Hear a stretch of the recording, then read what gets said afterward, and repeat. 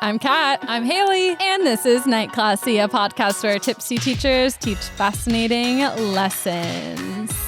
I don't know what we're going to be drinking when this episode comes out, but it's close to New Year's. So what's your New Year's beverage? Ooh, wine. Definitely wine. Okay. Yeah. Gonna settle in, a little red wine, maybe like Cab Sauv.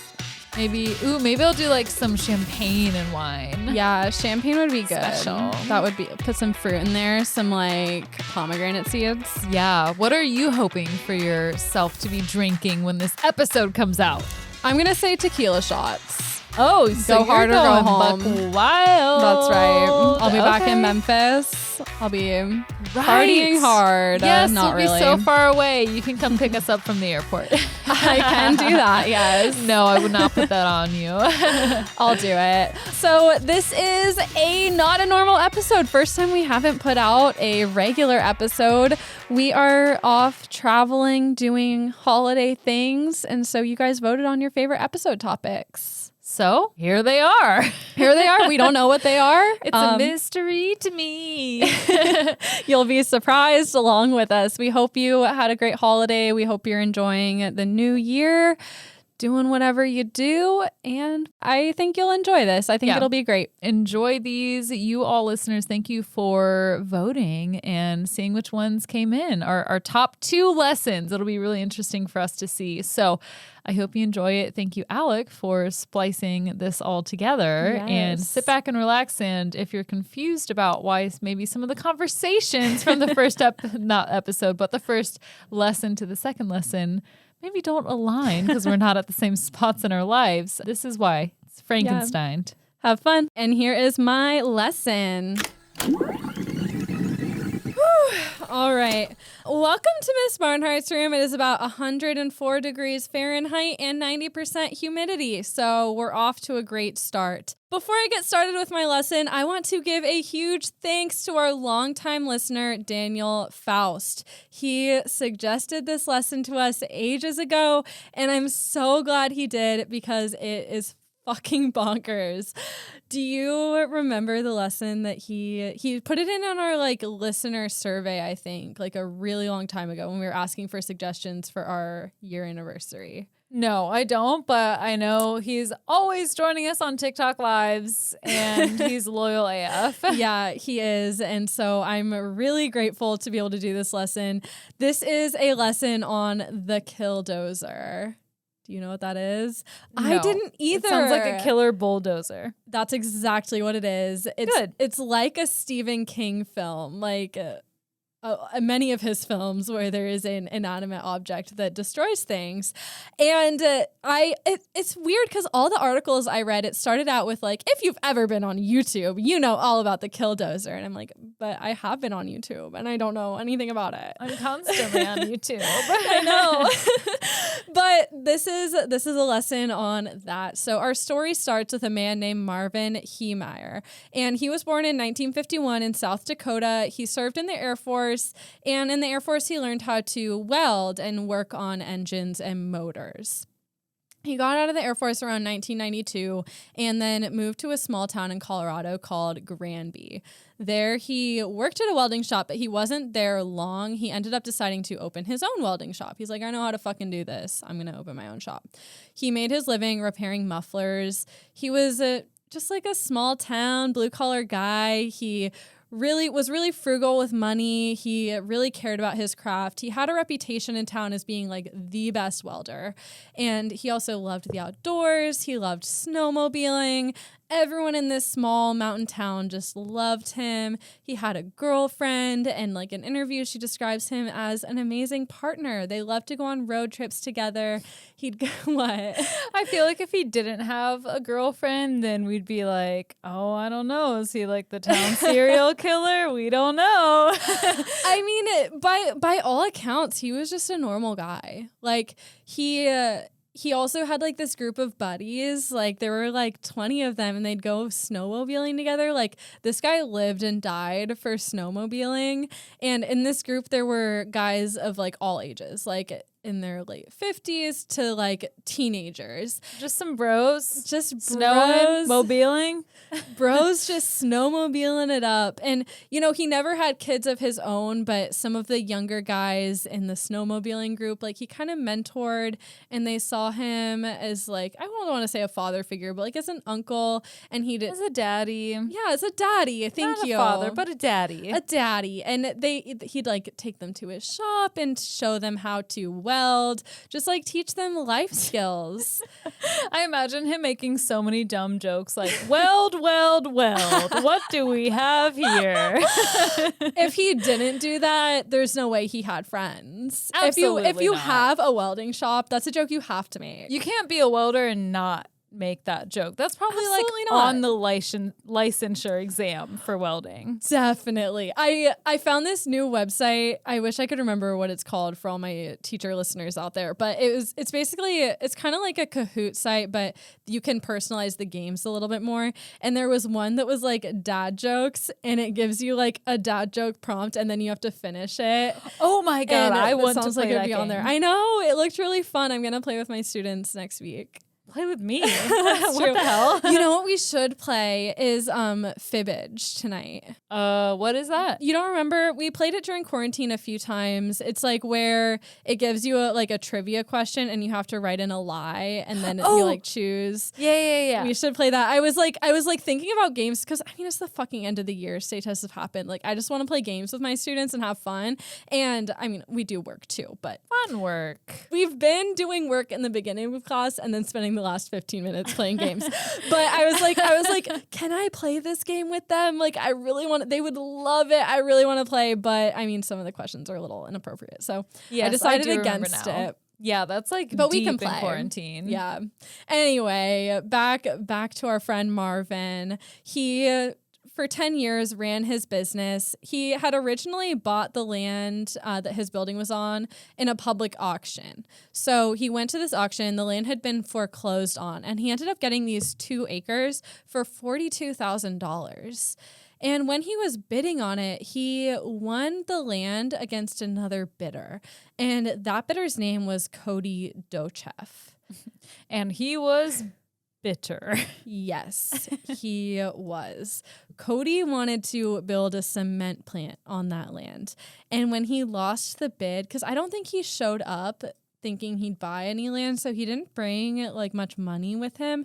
And when he lost the bid, he like was pissed. He verbally accosted Marvin. Marvin says he like screamed at him for 10 minutes. Like it was basically just a huge asshole. But nevertheless, Marvin opened his business and things went smoothly until 1998. Dun, dun, dun. Yeah, this is where things take a turn. So in 1998, the city illegally spot zoned a couple acres right next to Marvin's property. Spot zoning is basically where you zone a piece of land as commercial in the middle of residential land. So they like set up this like little bit of land as commercial, and this was illegal. But because no one protested this decision, because they did it really fast, they were able to do it and it became legal. See, this is why protesting is important and it works. Yes. And like protesting in this case just means someone stands up at the town hall meeting and be like, that's illegal, don't do that. And then they wouldn't have been able to do it, but I think they like kind of did it really quickly so no one could. And this was to open the door for Cody to open the cement plant that he wanted. How did he finagle that? There's like all this stuff. So basically like one of the main people in the town hall was a contractor, and he wanted the cement plant there because it would help with his contracting business and also like other stuff. It was just like a lot of small town politics basically. Okay. Yeah. But Marvin did not want the cement plant there. For one, he had beef with Cody from when they got in the fight over Marvin buying that land. Yeah, and Colby Jack cheese because he's lactose intolerant. Yes, exactly. I understand. I get it, Marvin. And So Marvin did not want this cement plant there for a few reasons. And I'm a little bit confused because in a lot of the articles I read, so in all the articles I read, it was saying he didn't want the cement plant there because either it blocked off a shortcut to his welding shop or it blocked off his welding shop completely from the road and no one could get there. So one of those things might be true, but then I watched a documentary, and the documentary to me seemed the most credible because it had all these interviews in it. They never mentioned how it would block off the road, but they did mention that, like, basically Marvin and Cody had beef, and also Marvin was concerned that the cement plant would produce like a lot of dust and just like his customers wouldn't want to go to his shop because it was like next to a dusty, noisy, nasty cement plant, which all of these reasons are fair. Yeah, that is fair. Mm-hmm. So I'm not sure exactly what's true or not, but basically like he didn't fucking want this cement plant there, and he like really didn't want the cement plant there. And he was not alone. He'd lead these like opposition rallies at the town hall meetings, like trying to get this project stopped. And a lot of people from the town were with him. This is right out of Parks and Rec. It literally is. It's literally just like this whole thing is just small town politics that got blown way out of proportion. And is this in South Dakota or North Dakota? It's in Colorado. Oh. Yeah. Wait, you said something about one of the He was born in Dakotas. South Dakota and then he moved to Colorado. Oh, I was going to say, I haven't seen Fargo, but this this could be the plot if I had in an alternate universe. Yeah, it easily could have taken place in one of the Dakotas, but no, this was Colorado, but it was like small town Colorado. Like there were not many people there. And these town hall meetings like would get very heated, and it led to these public fights between Marvin and Cody. It was kind of like, I mean, I watched the episode of Gilmore Girls recently where, spoiler alert, I guess. Oh my God, do not start this again. Spoiler alert, period. Spoiler alert, period. Lorelai and Luke break up, and then the town has to take sides and wear ribbons. How is that not a spoiler alert? But okay, yes, they take ribbons to declare whose side they're on. It's kind of like that. And like people are split between Marvin and Cody. Like having a divorced parent. You can't have both. You have to choose one. Exactly. You just have to pick sides. And it basically just led to like all this fucking drama. But in the end, in 2001, the city approved construction of the cement plant. Those who approved it felt like it would be a good thing for the town, as it would bring in new jobs, new industry. Like a lot of people in town were blue collar workers that worked with cement. So then cement would be right there for them. And you know what? Like some of the townspeople like were being interviewed in this documentary I watched, and they were like, yeah, like it was actually a good thing that Marvin objected to this because he'd bring up concerns like increased traffic or dust. And then they'd work with Cody to figure out how to like make that not an issue anymore. And they're like, things were like pretty fine. But to Marvin, it felt like a personal attack against him and his business. That can be a fatal fall, taking things too personally. He definitely took it too personally. And like, who knows, you know, how wronged he was. It's just kind of says me, the person who gets cut off in traffic. And I'm like, what did I do to you? I'm like, it's exactly. too personal. It's hard to say who's right and who's wrong, but regardless, it started a 3-year-long battle with the city over zoning that property. Marvin kept trying to prevent the cement plant from being built. In 2001, Marvin appealed the decision, saying it would block access to his business. The appeal was denied. After that, the city seemed to retaliate against Marvin, and they served him with $2,500 in fines for like petty violations like junk cars on his property. And also, this was kind of a big one, but his shop was not attached to a sewer line. And to be a business, he had to be attached to a sewer line and have a bathroom. So was it just like a very small, shacky shop? It was like a shop. Like you've seen people that have like a shop on their property. Like did he have an outhouse? It was like a big warehouse. Yeah, it was a warehouse. How was he not attached to a sewer line? Well, it was just like a warehouse slapped on a random piece of property in rural Colorado. Like he had been running it as a business without a sewer in it for a while, but now they chose to get on his ass about it because he was like stirring the shit. Yeah. And They're already shady doing this whole zoning thing. It's just a lot. And also he was barred from using his property for the business until he constructed a sewer line. He has to construct the sewer line. Yes. And Marvin was pissed, and he felt like this was really unfair because he couldn't get a sewer line hooked up without crossing into the cement plant's property. Hooking up the sewer line would also cost $80,000, and like Marvin didn't have $80,000 laying around. So finding him like just really felt like salt in the wound to Marvin, even though it was standard procedure. He, by law, should have a sewer line in his business. Marvin did try to pay his fines. He wrote a check, but on the memo line he wrote to the Cowards and Liars Department. They sent it back, telling him the amount was incorrect.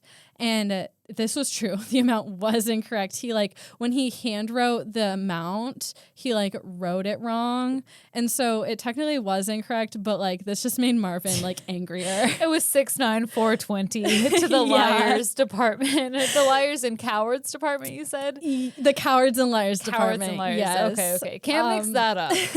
No. You have to get it in order. He's like, you know who you are. Basically, it was just thing after thing after thing, and he was pissed off, and it was really shitty, but Marvin did bring a lot of this on himself. So Cody Dochev had set up the sewer line on his property, and he actually offered Marvin the right to connect to it and just avoid all of this mess as long as he dropped all the lawsuits against the Dochevs and the town.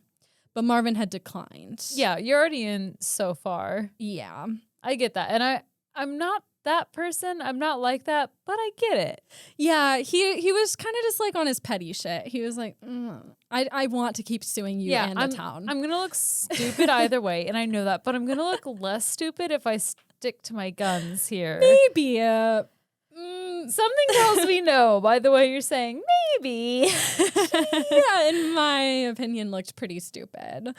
Who looked stupid? Marvin. About the sewer thing? Yeah, I think he... Well, one of the things was that, we're looking at a neighborhood here. Yeah. He had asked to be part of the sewage, what did they call it? The sewage zoning district when they were building the sewer, and they didn't allow that. So they built it 400 feet away, and then they were like, now you have to connect to the thing that's 400 feet away. And he's like, but I asked you to zone it where I would be closer to it, and they had denied that. So it felt like denial after denial after denial. It's just all this back and forth, bullshit bureaucraticness, and he feels like the town hall is against him, and it sounds like they probably were. They were just tired of him trying to get in the way of this cement plant that they wanted to build. Yeah, I hear this and my human spirit dies. It's just exhausting. Yeah. And when they say you have to close your business if you don't connect to it, and we're going to fine you $100 a day until you connect to it, and it's going to be $80,000 to connect to it. It's just well, fuck. Yeah. It's just a bunch of bullshit. And then before this even happened, the concrete plant had offered to pay Marvin $250,000 for his 2 acres of land. And if you think back to the beginning, he only paid $42,000 for this land. So this would have been a profit of over $200,000. Yeah. Get that bread, get that head, then leave. He could have left and used that money to open his shop somewhere else. He had a really good reputation in town as the best welder. And actually, Marvin agreed to the deal. He agreed, but then he backed out last minute and said, no, actually, I want $375,000. And Cody said, okay, we'll give you an extra $175,000. But that wasn't enough for Marvin. He said, no, actually, I want $1 million. What? For this 2 acres of land in rural Colorado. Okay, what is he trying to pay for? Nothing. Okay. It was just a power trip. Okay, I feel like this was one of those things where it's the spouse murders someone, but before that their life insurance gets up to $500,000, and then they buy a $500,000 house in France or whatever, and then it's clearly matches up. Right. And it's just I feel like these two guys were just in a dick measuring competition, and they were both being irrational. And so, you know, Cody obviously wasn't going to pay him $1 million. So this was when he decided to go through the city and just basically zone Marvin out and like attack him for just go to the city and be like, hey, city, like he's making this difficult for me. Reflecting on the event, Marvin said, I was always willing to be reasonable until I had to be unreasonable. Sometimes reasonable men do unreasonable things. And so he continued to petition the city. He even ended up petitioning the Supreme Court as like a last-ditch effort. The judge dismissed this lawsuit. Honey. Yeah, honey, no. The Supreme Court is not going to help you. No. And things just weren't looking up for Marvin. He was losing. And, you know, he just was facing rejection after rejection.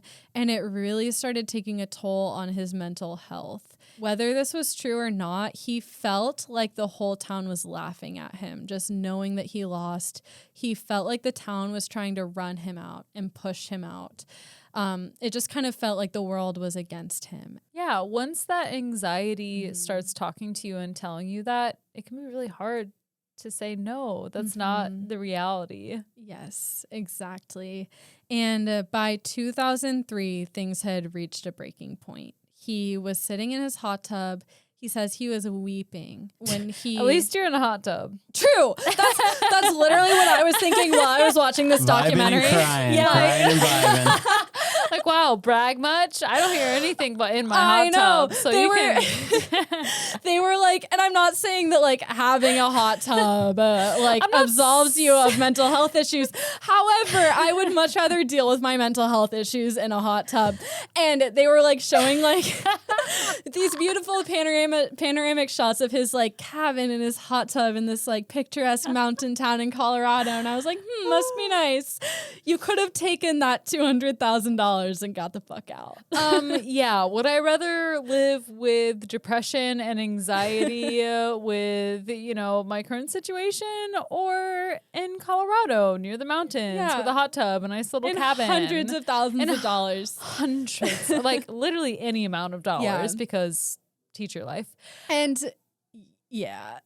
And I'm not trying to like downplay these mental health issues, because they were severe, and we'll get to that with my next sentence. And also, like, money does not create happiness. No. So he was sitting in this hot tub when he got a message from God. And we know this always goes well when people get a message from God. Yep. And he knew what God wanted him to do. Oh, no. So it wasn't from God, was it? It was from Satan. It's like, reply 666 to this text message if you would like to kill Colby. Or Cody. Cody. He's still Colby to me. He'll be Colby for the rest of this, because I have drank a lot of wine.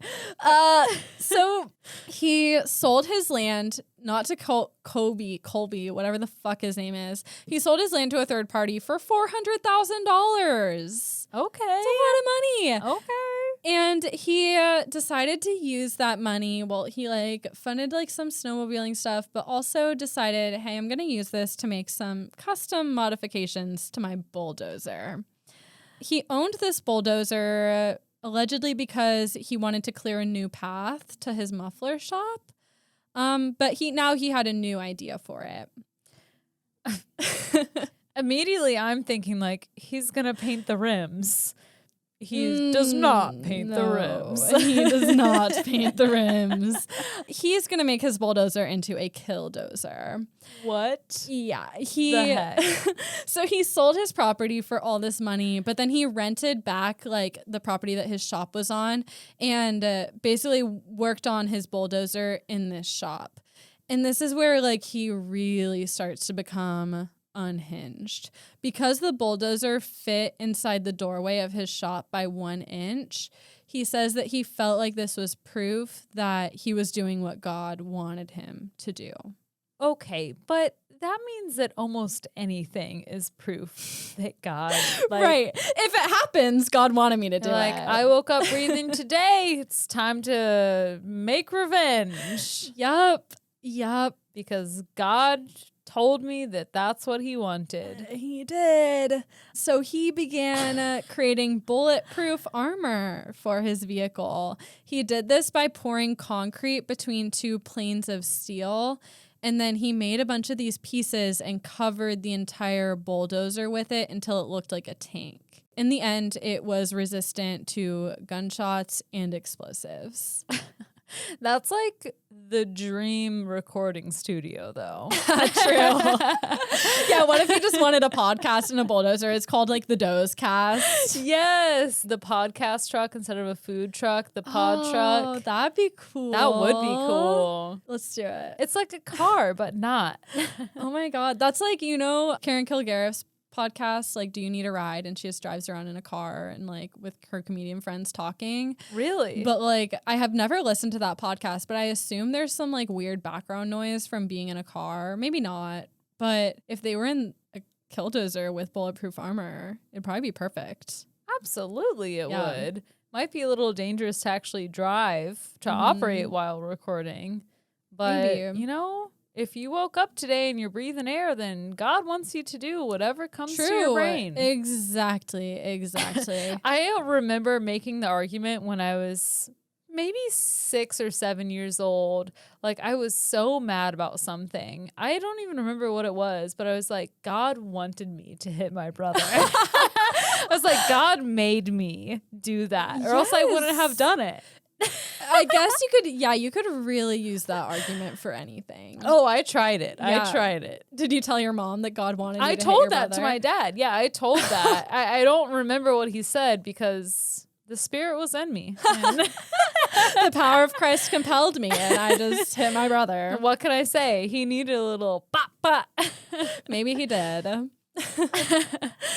In the end, the armor covered the cabin, the engine, and part of the tracks. Because the bulldozer was covered in armor, there was no longer a windshield to see out of. So Marvin equipped the machine with video cameras on the outside that streamed to 2 monitors on the inside of the vehicle. What could go wrong? Nothing. Nothing could go wrong. Within an inch of God, nothing can go wrong.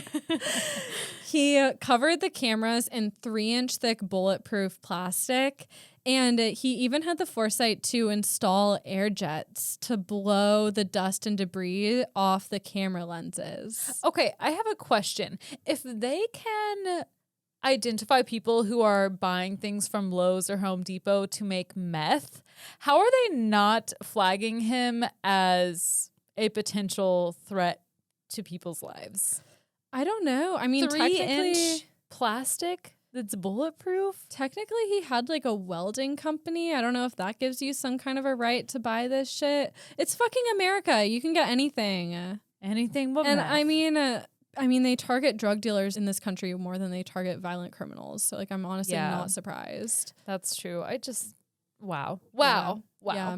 It's unreal. So he also installed fans and air conditioning in the cockpit. He added 3 gun ports to the outside of the Killdozer that held a 50 caliber rifle, a .308 semi-automatic, and a .22 rifle. Yeah, well, that's first-degree murder charge right there. That's the only just for evidence you installing need. them, just for thinking about it. Well, yeah, that is intention to kill. Yep. Planned. Assembling the Killdozer took about 1.5 years. The whole time, Marvin basically lived in the shop so he could work on the dozer 24/7. Did he call it the Killdozer? He didn't tell anyone about this. I wonder what he called it in his mind. Yeah, I don't know. I don't think the name the Killdozer came from him. I think that came from some editorializing by other people.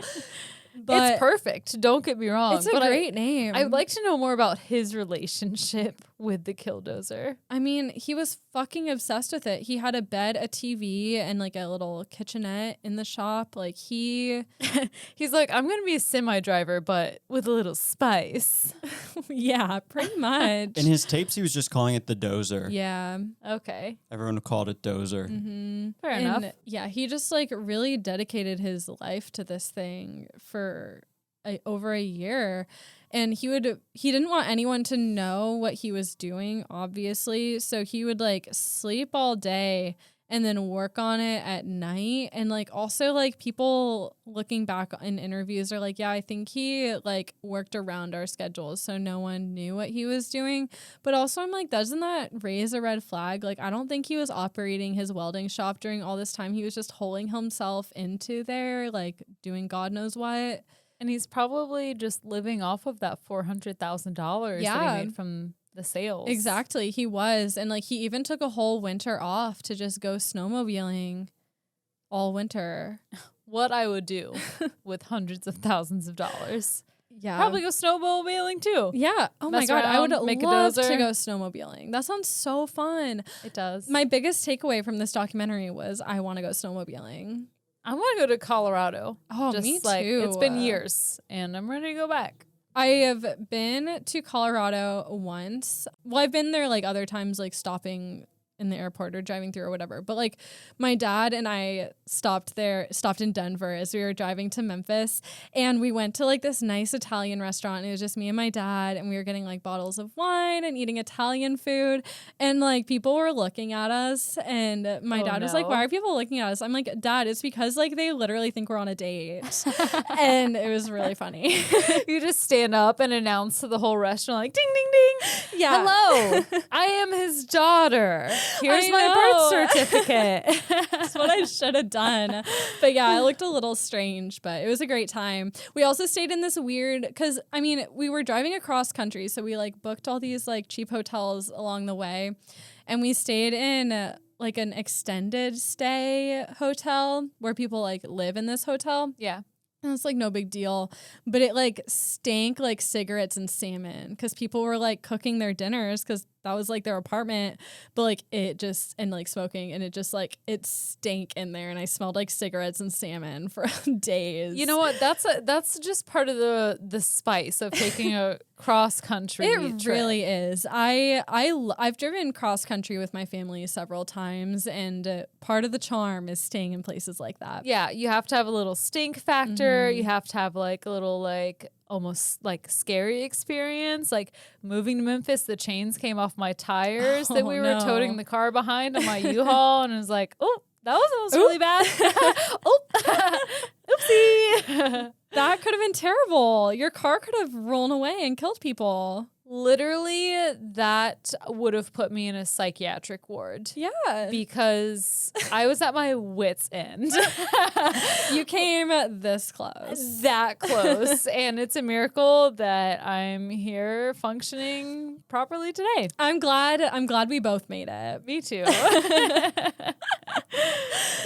Let me find my place. So he was doing this, like hiding it from people, and like astonishingly, no one caught up with what he was doing. Like even though it was a small town, and they were doing things like they'd have to conduct shop inspections, and Marvin would just like put a tarps all over the bulldozer and tell people he was working on like random shit.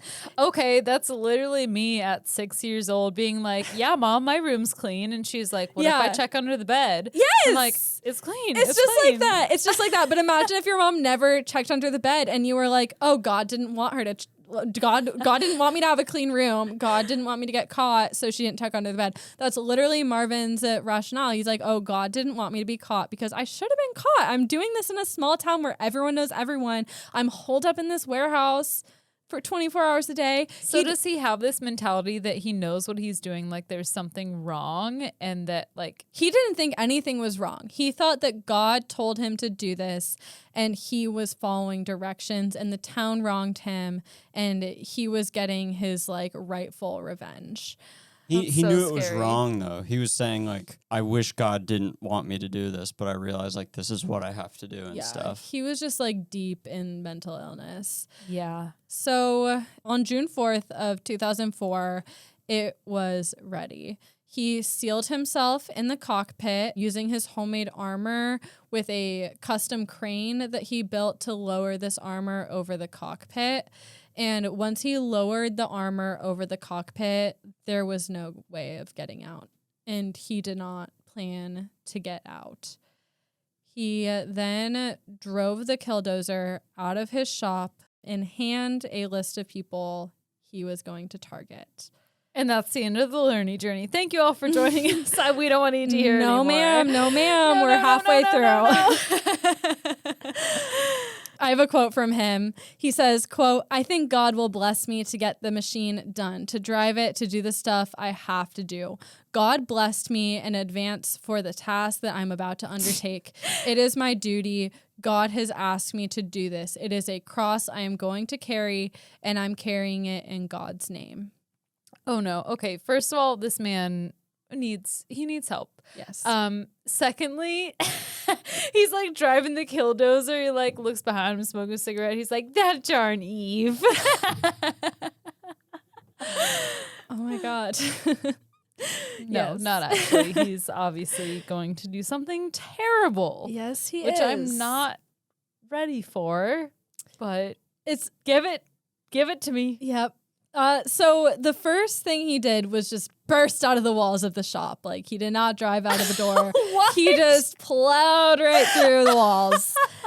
And then he's like, "I'm going to go for Cody." So he drove the bulldozer straight to the concrete plant, which he plowed right through. Oh my God. He just like backed up back and forth over that cement plant until it was dust. And Cody was there. Like, obviously everyone was freaking out, screaming, calling the police.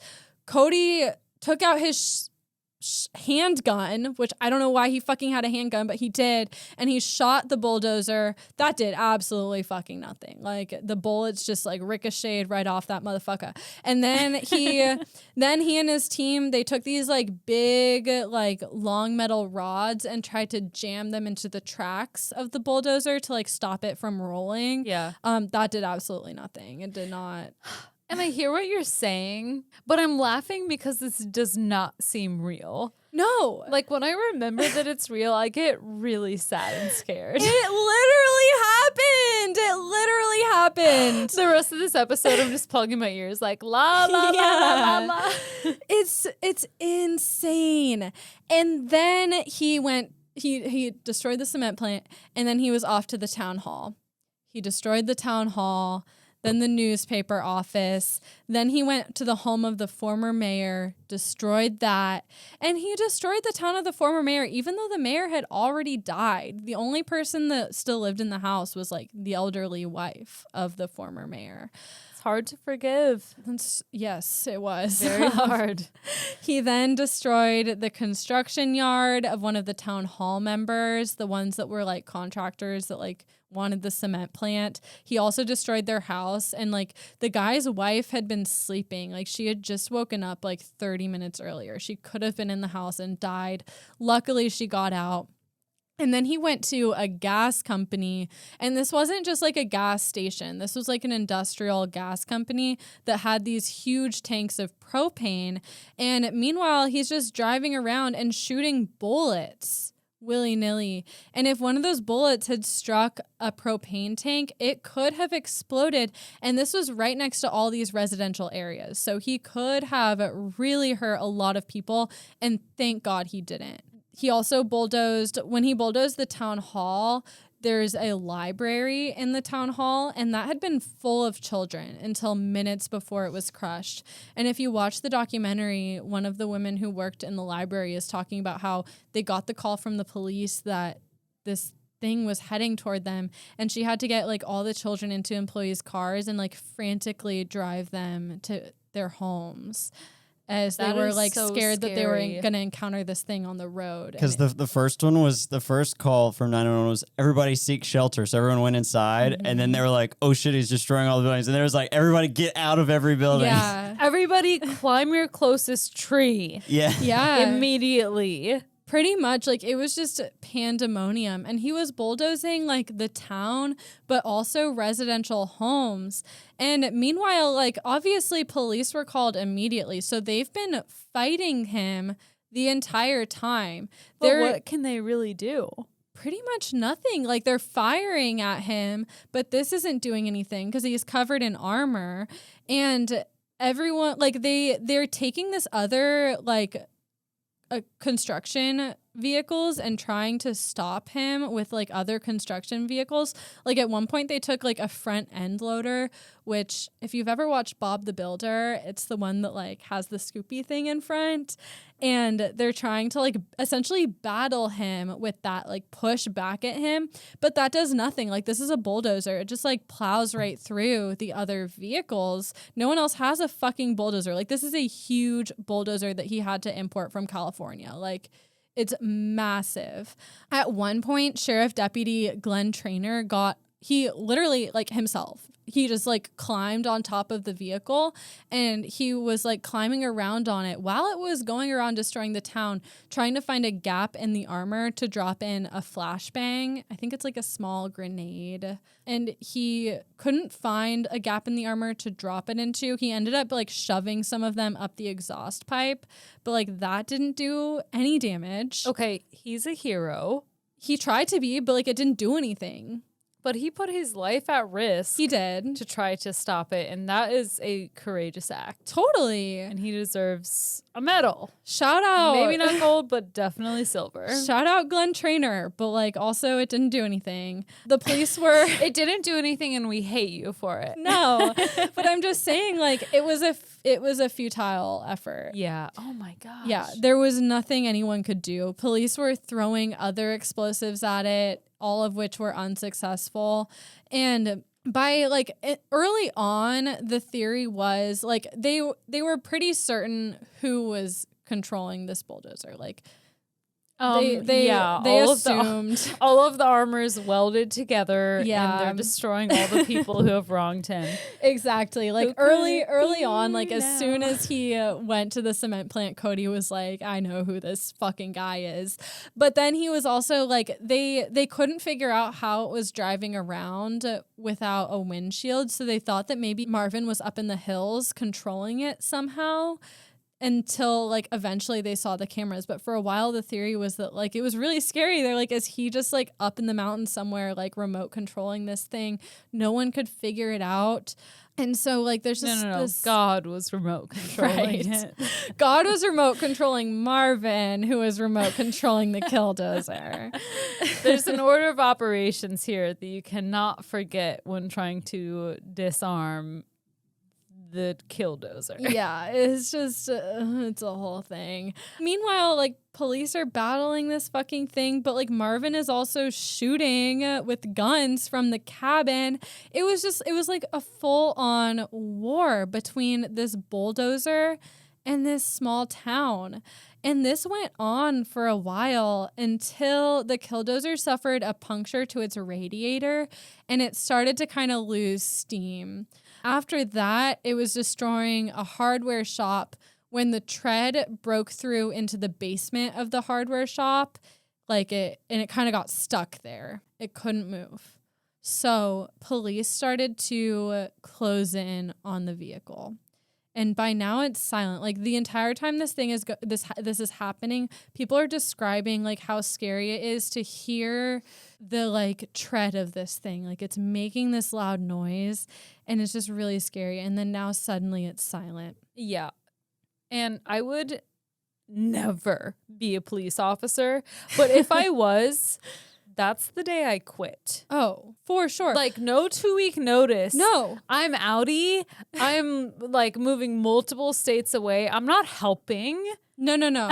I'm scared. It's scary because like in the interviews, the police are like, yeah, we had no idea what to do. Like you're not prepared for something like this. And so police started to descend on the vehicle. They're closing in and they hear a single gunshot from inside the cabin. Marvin Heemeyer had died by suicide. In all, Marvin and his Killdozer destroyed 13 buildings and caused more than $7 million in damage.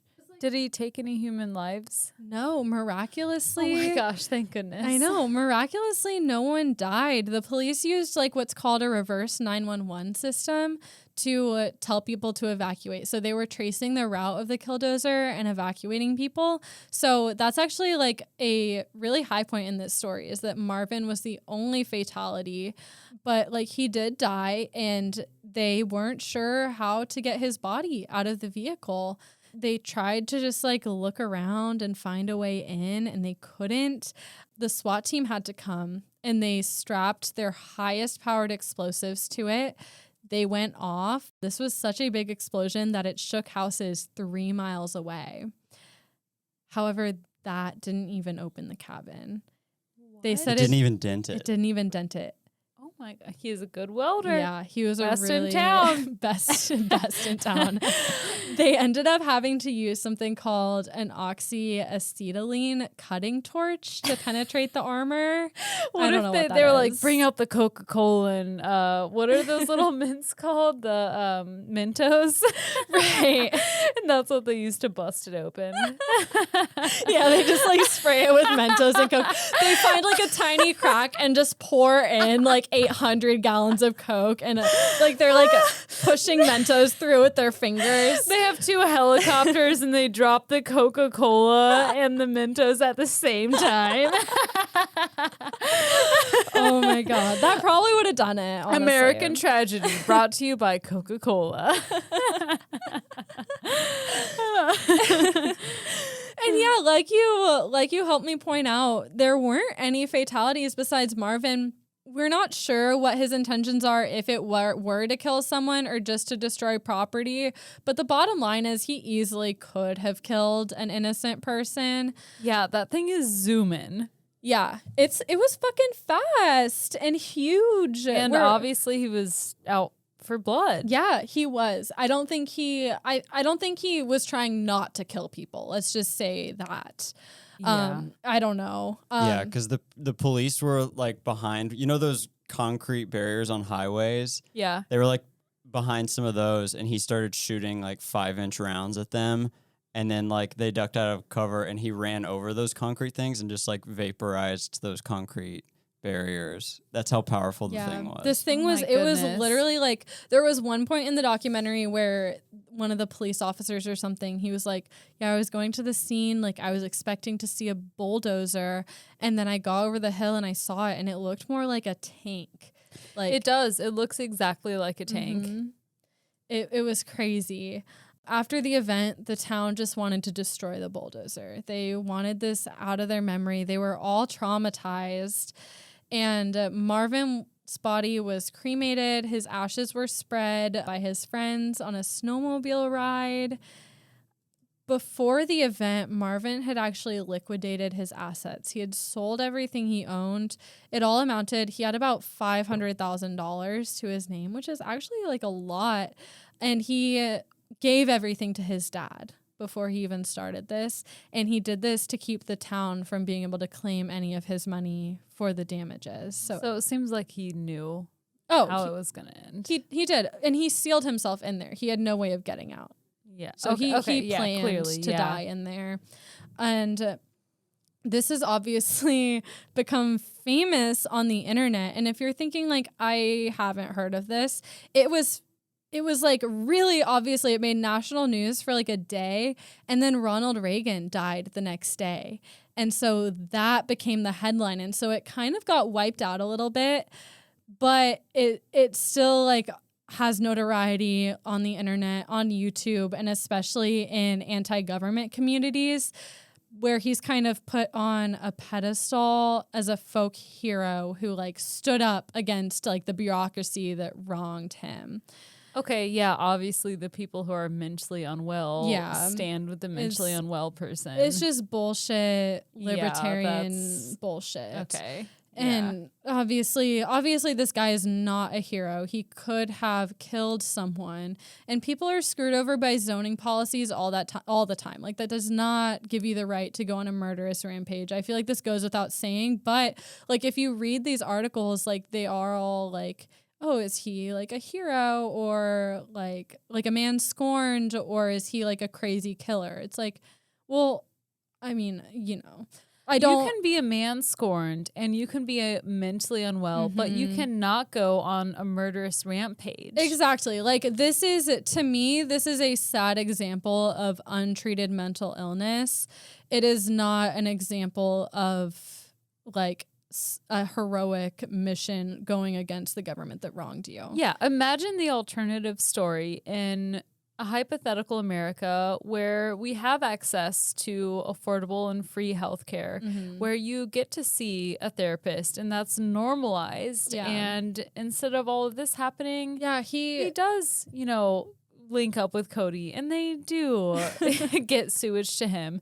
And he is still the best welder in town. Yeah, it really is just like a slow decline of, it went on for over 3 years until he reached his breaking point. Like, and it is really sad to see. The documentary I watched is called Tread. It's on Netflix, and they do a really good job of kind of illustrating this demise of him and kind of just like showing you point A to point B. So if this interests you, I definitely recommend that documentary. The other sources I used were allthat'sinteresting.com and a sofrep.com article called Marvin Heemeyer, aka Killdozer, Folk Hero or Villain by Alex Hollings. But the bulk of my information came from that documentary. It's really, really good. Again, that's called Tread. It's on Netflix. Definitely check it out. And that is the story of the Killdozer. Thanks again to Daniel Faust. Oh my gosh.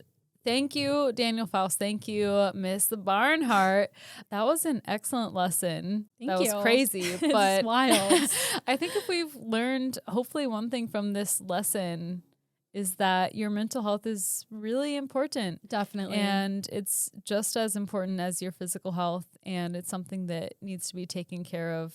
We know in America it's not always the, easiest thing to do. No. But do what you can, because who knows what could happen. We don't want another Killdozer accident. Yeah, please do not build your own Killdozer.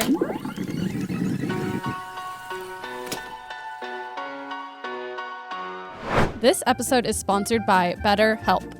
You all, I cannot tell you how valuable therapy has been to me and my experience as a human. We all struggle with things, and there was a time when I thought I was the only one who was struggling.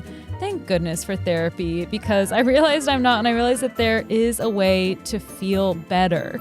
Without a healthy mind, being truly happy and at peace is hard. The good news is therapy works. But what is therapy? Exactly.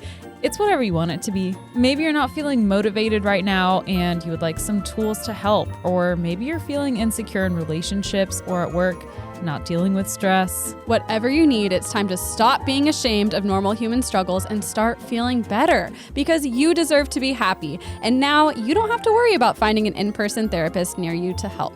BetterHelp is customized online therapy that offers video, phone, and even live chat sessions with your therapist, so you don't have to see anyone on camera if you don't want to. It's much more affordable than in-person therapy, and you can start communicating with your therapist in under 48 hours. Join the millions of people who are seeing what online therapy is really about. It's always a good time to invest in yourself, because you are your greatest asset. And special offer to Night Classy listeners, you can get 10% off your first month of professional therapy at betterhelp.com/classy. That's betterhelp.com/classy. Thanks again to BetterHelp for sponsoring this Night Classy episode. Hey, it's Haley. You all enjoy my lesson coming up right now. All right. Welcome back from our little break. It is time for my lesson. Welcome to Miss Madden's class. Okay, so I'm going to start this off by saying that I think that Disney makes great movies, but as a corporation, I think Disney is highly overrated. And so you're not a Disney bitch? I'm not a Disney bitch, and I will never be a Disney bitch. Would you consider yourself a Disney bitch? Oh, no. I like Disney movies, and like I've had good times at Disneyland, but I'm not obsessed with it. There are some people, and I'm sure we all know at least one person who is a Disney bitch through and through. Yeah. And like nothing wrong with it, but it's not for me. It's not for me either. And today we're going to take a deep dive into the devil's advocacy as to why Disney as a corporation sucks. Oh Nice. no. And How dare you? I was like, I feel like I'm going to get some hate for this, but also Disney sucks. I mean, most major corporations suck. Yeah, Like that's it's hard true. to escape. But most major corporations don't paint themselves as a magical thing. Right. There's definitely some hypocrisy happening. So this might even be a special like 2-parter series for me. But Throwing it back to Blue Adept. except for this time, I'm not just editorializing a whole fictional You're not blog just post. reading a 13-year-old's delusions on Reddit. Hey, we grow and we glow.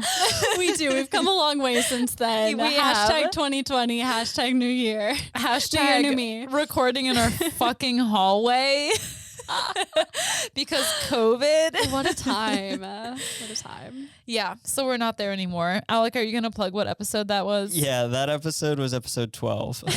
Wow, so long ago. So- What episode is this? 42. Okay. And then the follow-up was episode 13. It was a whole thing. What were my topics? Please nobody go listen to that because it was bad. Let's see. Oh, you had Rachel, a good one. which was AI for Oh, you. yeah. That was a good one. Listen to Haley's part and then turn it off. And then on episode 13, That was rando nodding. Rando Nod. Oh, yeah. Those were That was two good. good ones back to back. Haley carried the team there. Yeah. Those two.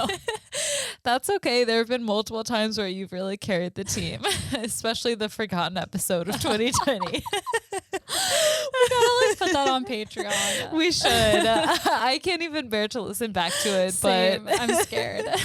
well, that's a story for a different time.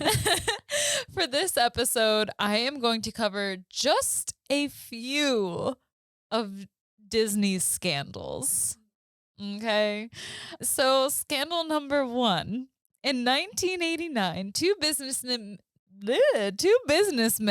Nicholas Strakic and Edward Russell, they pitched an idea that they had to Disney executives. So Nicholas was a retired umpire and Edward was an architect. They put their expertise together and they created this company called All Pro Sports Camp.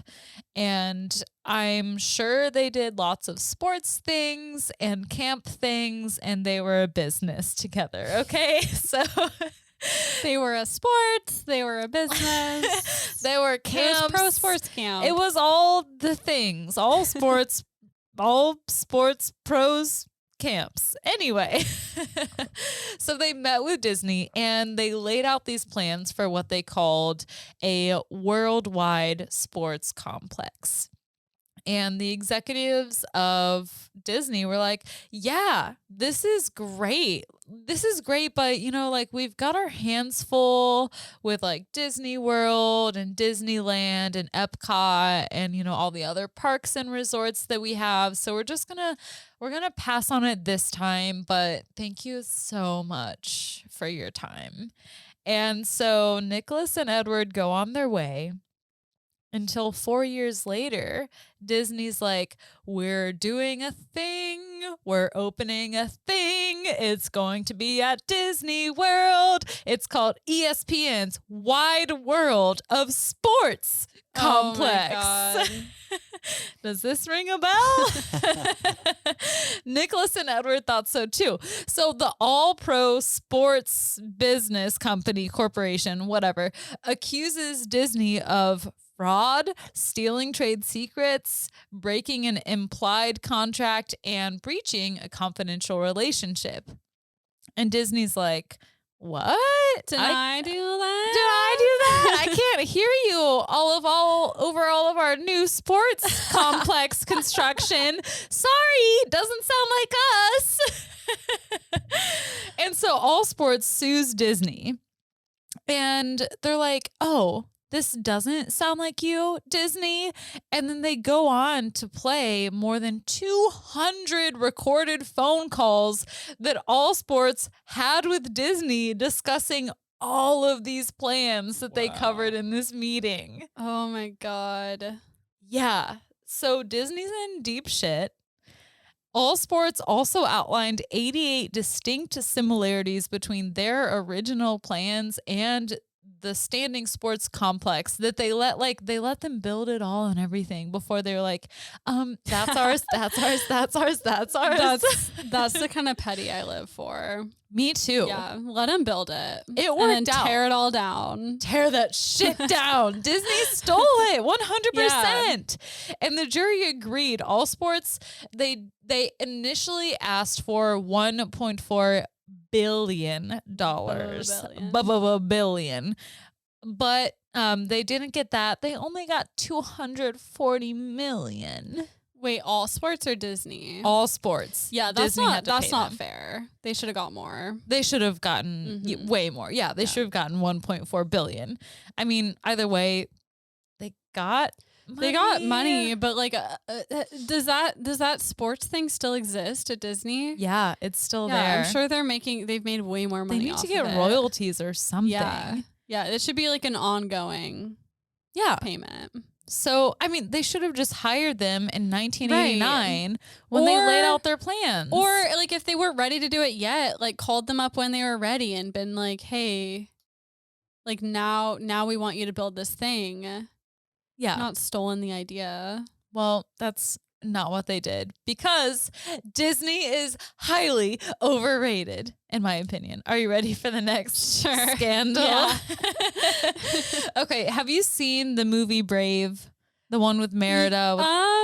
I don't think I've ever like truly sat down and watched it, but I've seen bits and pieces. I saw it. I have not seen it either, but I know the protagonist, Merida, and she is the character with the really big curly red hair. And when the movie Brave came out, people loved Merida because she looked like a real person. She didn't have the distinct, perfect smile of Disney princesses. There was no like impossible body proportions. Her hair was this beautiful nest, really, and people really were drawn to that. Now, Brave, the movie, was produced by Pixar, but released by Disney. And Pixar was the one that made her normal. But then Disney was like, well, here's what we can do. Let's have a welcome party for our newest Disney princess. It's going to be fun. We'll have a coronation. It will be so cute. Oh, no. All she has to do is change everything about what she is and what she looks like. So they changed Merida's look to be more mainstream with all the Disney princesses before her. They added makeup. They implanted some boobs on her. They slapped on a sparkly low-cut dress. They narrowed and dropped her shoulders, as well as replacing her signature bow and arrow with a ribbon sash. What the fuck? Was this in an animated thing or was this like the unveiling of like a Disney princess like person? It was like an unveiling of a Disney person thing, but like Disney has redesigned many of their princesses. Oh. And this one just received a lot of backlash. Yeah. For sure. Also, wasn't Merida supposed to be like 12? Yeah. And they gave her boobs and hips. Plenty of their princesses are underage. Yeah, that's true. Most of them are underage. Yeah, that's true. Dang. So just to be clear, this was for the edits were for a live event. Yeah, they were doing like an event at Disneyland. Okay, so this is where I'm Gotcha. confused. That what you just showed me was a cartoon. Did they have like a princess like dressed up as her and this is what they did? Or this image that they edited and redesigned replaced all the pictures of Merida on all of their websites and everything, except for the movie. That's what Merida was going to be from there on out. Okay. So it was for this event that was live at Disneyland, like her coronation in quotations, but her image was replaced by this new redesigned Merida. Weird. They even changed the color of her dress. Yeah, it's like a turquoise lighter instead of Mhm. green. Yeah. So people, especially Merida's creators, were fucking pissed. Mhm. Outcry rang on all the internets. There was even a change.org petition to change Merida back, and it actually worked. Disney pulled back the new Merida, and they were like, "Oh, come on back." We didn't do that. That wasn't us. That was I don't know who that was. That was Merida Severa. We were hacked. Yeah, dang it. Shouldn't have been visiting all those sketchy websites. We were hacked. But yeah, they pulled the new Merida back and replaced her with the old normal Merida. So that's the tale of Merida. And like I said before, you can look for yourselves. Lots of the Disney princesses have been redesigned, Yeah. given makeup, shrunken noses, all that stuff. Pretty gross. All right, on to our next Disney scandal. So for a very long time, Disney was completely open about not hiring women. What? Disney had a pre-prepared letter to send to any woman who applied to Disney. I'm going to read you this letter from 1938. This woman, Mary Ford, applied to Disney, and her grandson actually found this letter and ignited this whole deal again. I think it was in like 2014, but he found this letter and it reads, "Dear Miss Ford, your letter of recent date has been received by the inking and painting department for reply. Women do not do any of the creative work in connection with preparing the cartoons for screen, as that work is performed entirely by young men. For this reason, girls are not considered for the training school.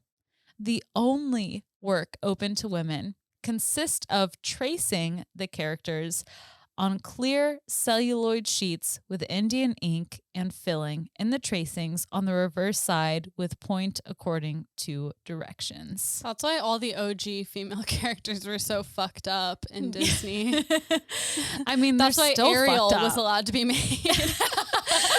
Oh yeah, that might. If I do a part 2, Ariel's gonna be all up in Yeah. part 2. Stay tuned. You guys hate I Ariel? mean, the music was great, but like the story was super sexist. Oh, okay. I thought you were talking about the animation. I was No, like, the I don't remember it animation being and the bad. story was beautiful, but like If I do a out of part the 2, princesses, that was a bad one. Same with Sleeping That was a Beauty. bad one, yeah. And They're all Cinderella, pretty They're all bad. pretty bad. I mean, and these scandals that I'm covering are, I would say, some of the lightest because there's racism, there's sexism, there's Oh, yeah. ageism. It's really fucking dark, and I didn't feel like ending the year on a really dark There's episode. a lot of really horrible racist stuff in Yeah. Disney. Yeah. Look for yourselves. I could not do it this episode. But yeah, part 2, I don't want to give it away, but I kind of want to give it away right now. Don't do it. Part 2. Oh. Yeah, of my like Disney Ooh, series. So we're doing it for sure.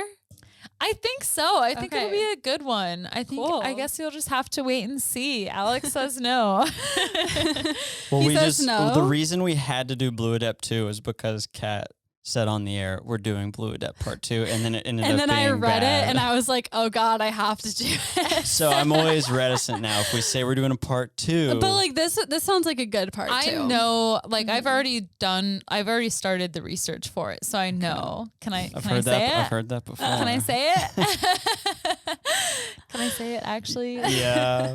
Yeah, he says. Okay, so I'm thinking part 2 will be the real stories that Disney movies are based on. Oh, that's fun. Yeah, it is going to be fun. That's what I like thought I was gonna do with the Brothers Grimm, and then it did not turn out that way.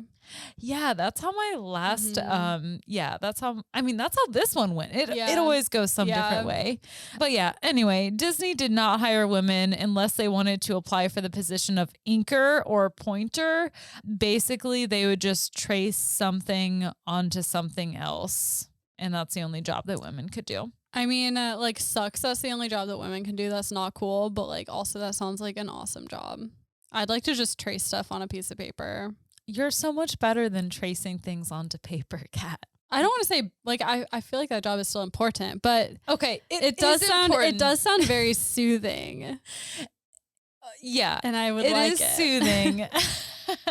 If you were paid right and you were happy in that position, I would say kudos to you. Yeah. I mean, I'm just thinking about the stress level of my job, and it sounds very nice to go in and just trace stuff on a piece of paper. Sounds numbing. I'm in.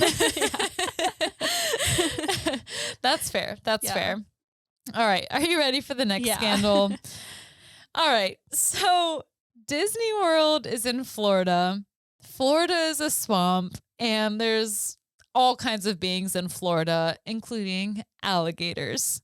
So all over Disney now and today, there are signs posted warning guests about gators, snakes. They have rocks like preventing people from going into the water on the beach. You know, there's roped off fences, all that stuff to keep people away from the water. But it was not always this way.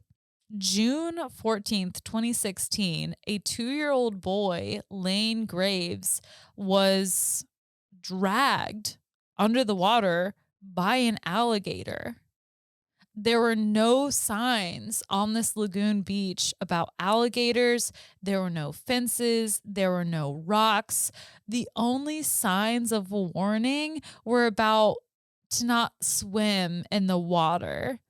And they couldn't save Lane. This 2-year-old boy, Lane Graves, ended up passing away from drowning. And to make matters worse, Disney knew they had an alligator problem.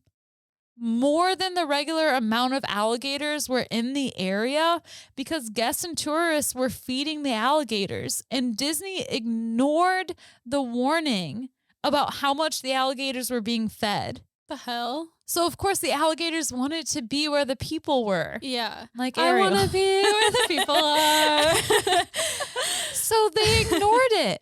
Not a fence, not a rock, not a goddamn sign was put up to warn people about this. That's pretty messed up. And like people in Florida know not to go near the water. But like, how many people who go to Disney World are from Florida? Exactly. Yeah, it's a worldwide attraction. Worldwide. Wide. Yeah. So a fence was only put up and all of these precautions at the Grand Floridian Hotel after this 2-year-old had to lose his life and his family had to lose him because Disney ignored it. Yeah. How much does it cost in the grand scheme of things? To put up a sign. To put up a sign. And a rope. And a rope when they have, you know, they're using sweatshops to make their sweatshirts and then selling them for $70. Yeah. That's horrific. You can actually look up employees of Disney fucking like staving off the alligators with sticks. Right, like as people are riding Splash Mountain right next to them. What? They're really? Like, yes, truly, Still? really. Still, yes. What? How do they get in there? I mean, Florida is Florida. You can't get rid of alligators. But like you can when you're in a city and like the they're water. They're not in a city. They're in a swamp. But the water isn't connected to the outside. Is Alligator's gonna alligate. Okay, I guess you learn something new every day. Alligator's gonna alligate. I don't know. How are they gonna get next to Splash Mountain? I don't know, but do you want to see the video? Because we can look it up. Okay. You're watching a Disney World employee fending off an alligator at one of the Magic Kingdom's most popular attractions, Splash Mountain. It's like 4 feet from the ride. That's also a small alligator. Like, you're a pussy. Oh, are you serious? You know, I'm You're not. going to distinguish? How did it get in there? You weren't kidding. It is right there. It's right fucking there. It's right across the thing. Oh no, it's crawling through the grass. We're known to frequently feed gators in the Bora Bora bungalows. Graves lost his life. The luxurious private villas at Disney's Polynesian Resort no. rent for $2,000 I'm not fucking around, a night. y'all. They were built on stilts over the Polynesia. Seven Seas Lagoon. I thought this was at Disney Check out the World. view from the It private is. balcony. It's just- themed that way. Oh. Yeah. And that's the Grand Floridian Resort. It's called a where theme. Lynn Look it Gray up. is staying with his family. I've never been to Disney has Disney known about the World, so problem I of guess I don't guests know. feeding Just the listen. alligators, a former employee told TheWrap.com. He says he doesn't recommended even a look fence should be real. erected No. to protect guests, but he claims his warnings fell on deaf ears. Oh my god, a real gator! Guests have been They seen sure seeing did. And it was an alligators all over alligator. Disney World. What if the This alligator video was the shot at CEO? the He's just like, Coronado Springs Resort. It No, I shows don't think we kids need throwing fences. chicken and lettuce at like, an fuck alligator. the crocodiles. Police autopsy report ruled that Lane Graves died from drowning and traumatic injuries. His parents said in a I statement, didn't realize "Words when you were cannot telling us describe this the that this shocking happened grief our family is recently. experiencing Does over that the make loss it of their less son." awful? No, but I imagined it happened like during the 1920s. I and like they just said- didn't know. I said the date that Lane Yeah, she said Graves- 2016. okay, I June wasn't 14th. I wasn't listening. That's okay. Okay. Drunk brain. Drunk brain. Yeah, it was fucking recent. Dang. I did not know this.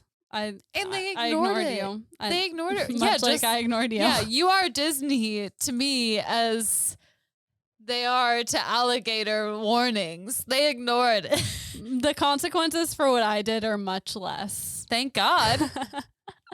Thank real God. Thanks, Sky Daddy. All right. Well, there's the alligator scandal. Next up, we have the myth of lemmings. Do you know what lemmings are? Is it like a bird? Close. Lemmings are these cute little like rodents. Oh. They kind of look like guinea pigs. They're in the same rodent family as like mice, hamsters, gerbils, and they live in tundras and grasslands. The main legend or myth about them is that they run They'll off run of off- cliffs. yeah. Yeah, and this like suicide pact. Okay. Type I was manner. mixing up lemmings and dodo birds. Okay, yeah, Yeah. that you're thinking of lemmings. So Okay.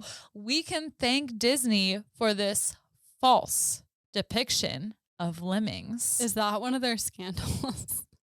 Yes. Okay. Just wait. Okay. In 1958, Disney released a nature film called White Wilderness.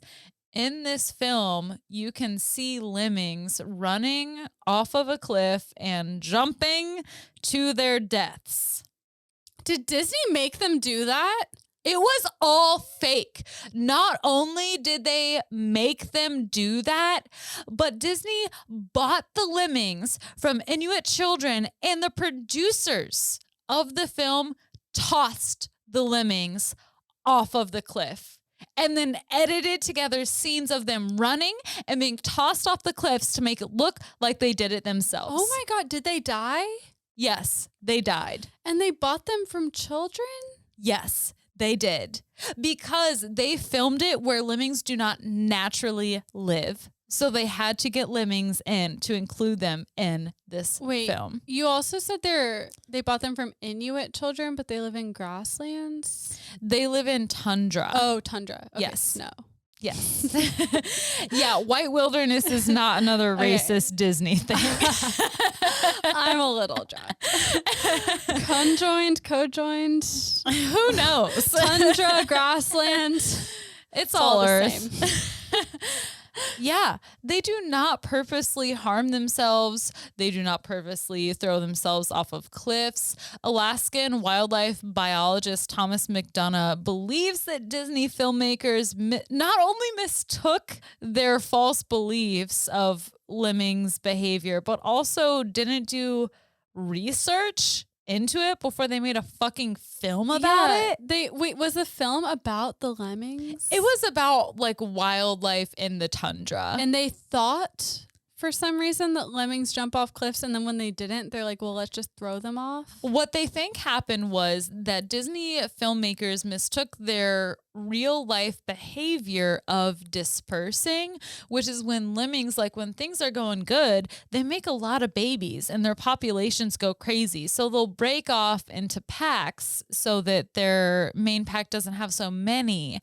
And sometimes in the chaos of it all, of like, running and things like that, like they will accidentally, a couple of them may fall off of a cliff. Okay. But it's not like the whole They just pack of run them just off. running and jumping off. They don't do that.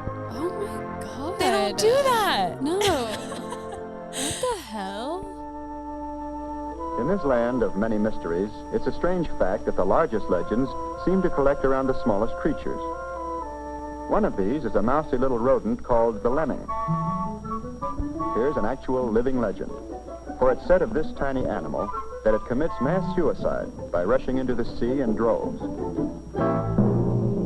They reach the final precipice. This is the last chance to turn back. Look, they don't even want to go over that cliff. They're looking Yeah. over and they're like, Over they fuck go, that. casting themselves bodily out into space. And they're so cute. They're like little guinea pigs. Oh my God, they're probably just pushing them. Yeah. Oh my God. Oh my God. And they drown in the Oh water. my God, that's horrible. Because as soon as Oh no. As soon as their skin gets wet, they're dead because they can't swim. Oh my God. And they're just, oh, Oh my god. that is so awful. And soon the Arctic Sea is dotted with tiny bobbing bodies. This is 2020 ending. So is acted out the legend of mass suicide and destruction of a species it would seem to be. Except that nature... I can't believe they just made all this shit up. I Back know. on the Arctic plain, there remains the Yeah. small hand Wow, Oh my that's God. messed up. fatal journey.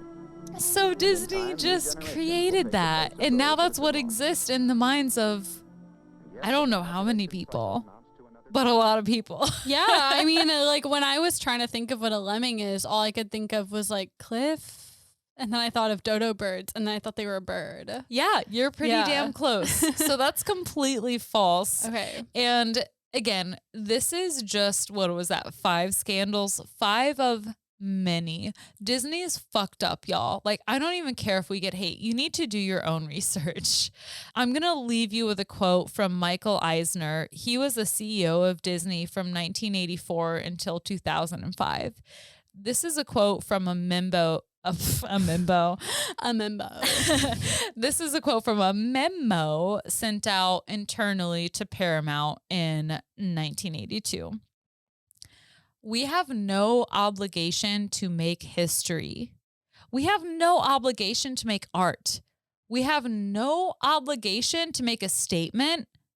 To make money is our only obligation. Okay. Yeah, when you have that much influence, like it makes me angry because like us as teachers, we have a position where we have influence over children. And we can't go into our job every day and say, okay, like this is just about making money. I just have to keep my job. I don't care what happens. And like we only have influence. I mean, I have like 137 kids about. You have a handful, and like even with like that small number, we're still affecting lives. We can't just go in and say this is about money. It doesn't matter like what the consequences are. And if you're a corporation, and this happens over and over again, if you're a corporation and has that much influence, like sure, your bottom line is making money, but like that doesn't absolve you of having a negative influence over other things. And that doesn't absolve you of having to apologize for like past wrongdoings when like the times change and like that's not okay anymore. Money can make you evil, I think. And yeah, and it did. And as teachers, we don't get commission or anything like that for how well our No. kids do or anything like that. We can't even think about the money because if we do, then it's just honestly depressing. But like still, and like teaching is a job. And like it does not have to be your whole life or your whole identity or consume all of your time.